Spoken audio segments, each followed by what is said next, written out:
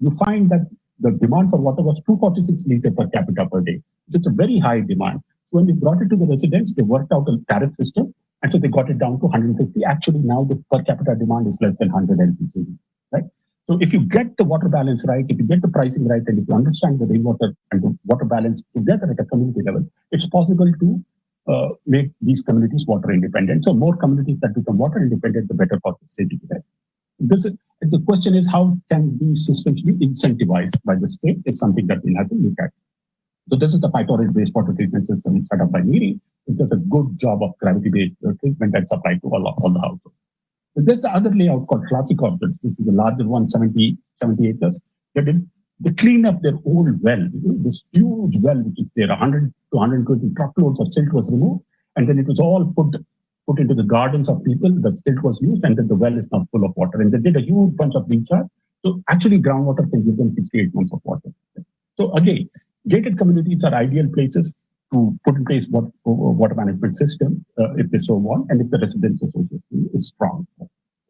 Now come to apartments. This is one of my favorite apartments, TZ Apartments, led by a remarkable bunch of individuals, including Mr. Shekhar, who was there, who was one of the residents.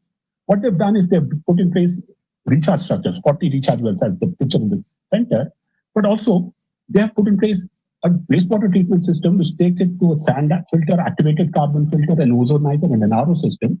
And there on the right is the ex-chairman of the Pollution Control Board drinking the wastewater.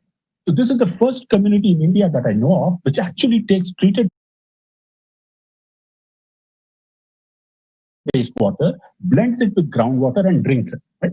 Now, these are 94 flats and villas. There are doctors in there, and they themselves have overcome the yuck factor, have shown belief in science and treatment systems, and are doing it. So these are now exemplars which the city has to start to follow.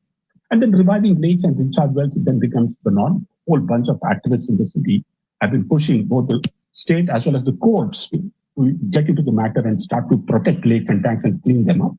So here's what happens with the lakes and tank movement.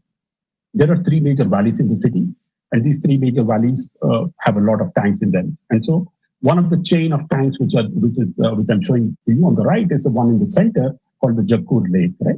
So the Jakkur Lake has 18.9 square kilometers, and this was one of the first lakes which demonstrated, thanks to a residents association and partnership with institutions, as to what could be done with treated wastewater and a lake.